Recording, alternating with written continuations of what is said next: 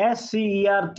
Auditorium Kunjobono Sangrong Salot Nishimi Noka Salne Romayang Hankor Beremni Kishuri Utkorcho Moncho Panda Chengi Rezaka Chengseremani Pandao Chengsere Nyaroingi Pai Manja Paika Kerong Kokcham Nok Ni Shisa Pangzak Kolani Rai Bono Karibo Manjaka Mayor Eba Shadram Nogoni MLA Dipok Mojumdar Tai Salthang Tripurani Barja Manjak Hankor Kasko Okra Bishojit Shil Pandani Bishingtui Hankor Beremni Kishuri Utkorcho Moncho No Rujak Koglamni Bishingtui Rung Serung Tongnai Beri Besarokni Hamkrai Rujak Saung Botang Rokno Seri Sajaka Kognar Laikana Roiro Tai Relaika Borom Bahino Rung Serungai Rokni Bishingo Okti Ginang Rokno যে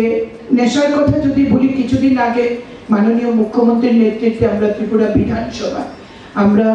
জাতীয় নেশা দিবসে তামাক দিবসে আমরা সেখানে সম্মিলিত হয়েছি যে ডেটা আমরা পেয়েছি সেই ডেটা কিন্তু ভয়াবহ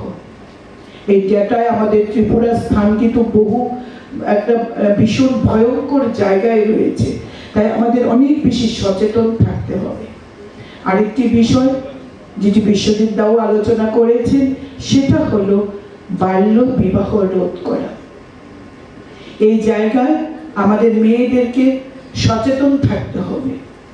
প্রত্যেক ঘরে হয় না বিশেষ করে নিম্ন আয়ের মানুষের মধ্যে আমরা সেটা দেখতে পাই সবসময় বাবা মা চায় আমার সন্তান যেন থাকে দুধে ভাতে যে বাবা তার সন্তানকে খাইয়ে পড়িয়ে তার চাহিদা পূরণ করতে পারে না ওই সময়ে যদি কোনো ভালো পাত্রের সন্ধান পায় বাবা মনে করে পাত্রস্থ করে বাবাও মুক্তি পেলে মেয়েটারও একটা গতি হলো আসলে সেটা গতি হয় না আমরা দেখি অনেক মা এইভাবে এই পৃথিবী থেকে চলে যেতে তার শরীর তার মন যখন তৈরি হয় না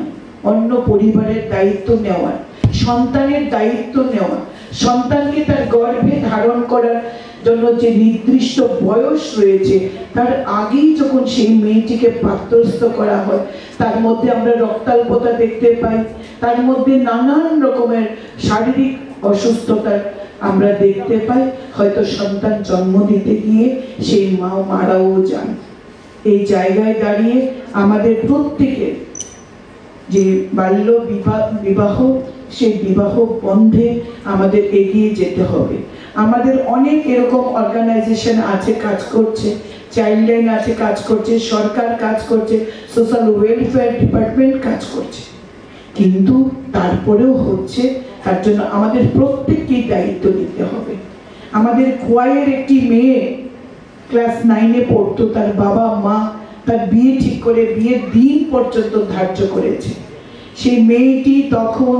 চাইল্ড লাইনে গেছে ডিস্ট্রিক্ট সোশ্যাল ওয়েলফেয়ার অফিসে গেছে থানায় গেছে তারপর